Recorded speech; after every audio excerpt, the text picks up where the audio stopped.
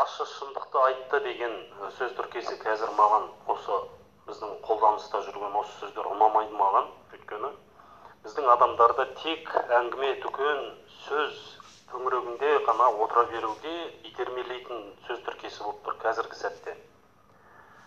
Қандай ащы шындық бар еді біз білмейтін. Бәрін білеміз ғой. Қазір бәрін білеміз.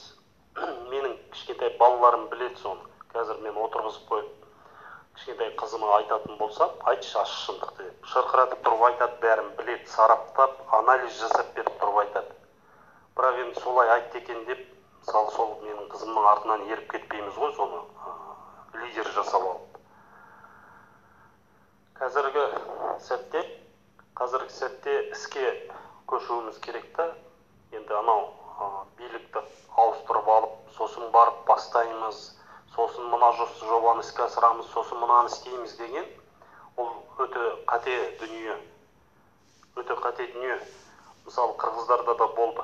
Президентті ауыстырып тастады, артынан кейін не істерлерін білмей қалды. Неден бастап, президенттің құлатқаннан кейін екінші күні қандай бірінші қадам жасау керек екенін білген жоқ. Өйткені ойларында, жүректерінде сайрап тұр бәрі, осылай болса деп, бірақ практика жоқ, істеп көрген жоқ олар әлі. Сондықтан мен жастармен жұмыс жүргізу керек дегенім, солармен жұмыс жүргізіп жүргенім қазірдің өзі, соларда сондай бір практика болса екен, аздап болса да. Ол міндетті емес, бүкіл республиканы ауқымын алып, қазір апыр-топыр керемет жұмыс жүргізу. Ондай жұмыс жүргізуге мүмкіндік бермейді, келісемін. Бірақ бір регионның аумағында, мысалы Алматыда біз жұмыс жүргіземіз. Бізге ешкім кедергі жасап отырған жоқ. Бірақ балалар көп нәрсе үйренеді, жастар көп нәрсе үйренеді, әрекет жасап үйренеді. Ең маңыздысы өзінің басына жауапкершілік алып үйренеді. Міне мынаны істесем, менің өзіме жақсы болады екен, айналамдағыларға жақсы болады екен деп, жауапкершілік алып үйренеді. Ол үйренеді, мынаның бәрін өзіміз істей беруге болады екен, анау жоғарыдан бір көсем келіп істеп бермейді екен мынаны. Біз өзіміз істей алатын тірлік екен мынау деп кірісе береді. Үлкен практика болады ол. Жастар керемет бізде. Олар жаңағы неге алаңға шығып, неге төңкеріп тастамайды деген сұрақтарды көп айтады. Ондай азаматтар бар, мен тікелей сұрақ қойған ондай ағаларымызға. Сөйтіп жастарды алаңға итермелеген. Паттанып итеріп жатыр сол кісілер. Өздері сол балалардың үстінен өтіп, сосын билікке барып отырып, өздері билікке өкпелеп кеткендер бар кезінде ішінде. Билікті анау үлкен пирогтан жей алмай қалғандар бар, есесін жіберіп алған. Ондай адамдар да бар. Сондықтан біз байқауымыз керек, жан-жағымызға қарауымыз керек. Жастарды как пушечный мясо пайдаланайын деп жүрген адамдар да бар.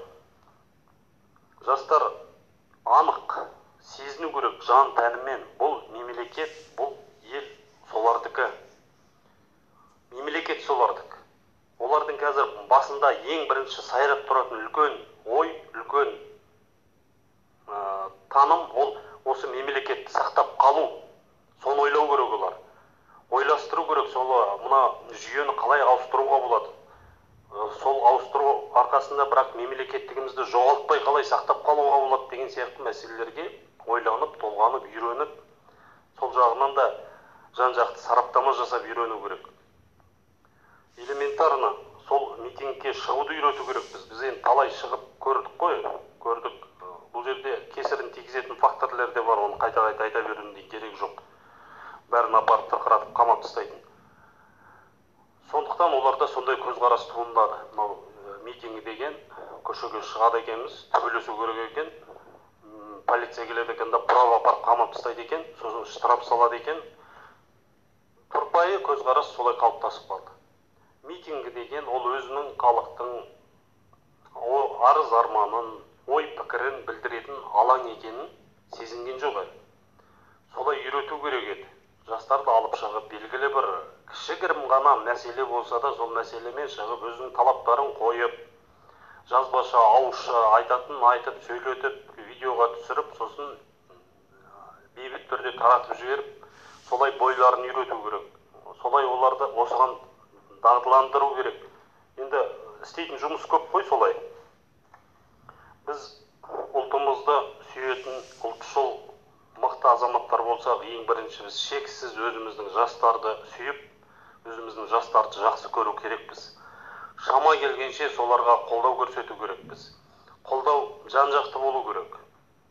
Кәсіпкерлік жағынан, бизнес жағынан, оқу жағынан, білім жағынан, ғылым жағынан қандай көмек керек, сондай көмектерді жасауға тырысу керекпіз. Бірлесе отырып, қор құрып, мен кеше айтып отырғаным сол, ол да қолдан келетін нәрсе. Қолдан келмейтін бір айды аспаннан алып берейік деген бір арман айтқан жоқпын. Қолымыздан келетін нәрсе айтып отырмын. Міне дәл қазір біз азаматтар біріккен бірнеше мектеп оқушыларының ғылыми жобасына көмектесіп жүрміз. Өзіміз қаржы шығарып, тауып соны. Бізге кім кедергі жасап отыр? Кім қой деп отыр? Ешкім де қой деп отырған жоқ. Мектеп әкімшілігі қуанышпен қарсы алды бізді, біздің түсіндірді, не істеу керекпіз, қалай істеу керек деген сияқты. Қолдан келеді, істеу керекпіз. Осы параллельно осы жұмыстар жүре беру керек. Күресте тоқтамау керек, дұрыс. Бірақ біз тек қана бәріміз түгел сол бір мәселені ғана ойлап отырып қалған мәселенің бәрін тастап қойсақ, қазір бас құлыптар соны істеп жүр ғой. Бас құлыптар істеп, осы биліктің аумағында, осы заң аяларында, осы билік тұрған жүйенің өзінде солар басын біріктіріп, жақсы бизнес проекттерін жасап, қазір бай қуатты тұрады. Бай қуатты тұрады. Кімнің ертең даусы өтеді? Ертең сайлау, халықтың арасында сайлау болса да, кім өтіп кетеді ертең? Ақшасы бар, жағдайы бар, қаржысы бар адамдар өтпей ме? Оны да ойлауымыз керек біз ғой. Сондықтан менің ойым енді айып етпеңіздер, артық айтып бір данышпансып өзімше болып жатсам, ренжімеңіздер, кешірім сұраймын ол жағынан. Бірақ негізі біз әрекет керек бізге. Әрекетке көшуіміз керек. Сөйлеп болдық, сөйлеп параллельно сөйлей береміз, тоқтамаймыз. Бірақ сонымен қатар әрекеттер істеу керекпіз. Қазір мысалы мен Алматыда үлкен жоба ұйымдастырып, сонымен айналысудамын. Қазір тағы бір екінші жобаның мәселесін қарастырып, құжаттарын қарап отырмыз.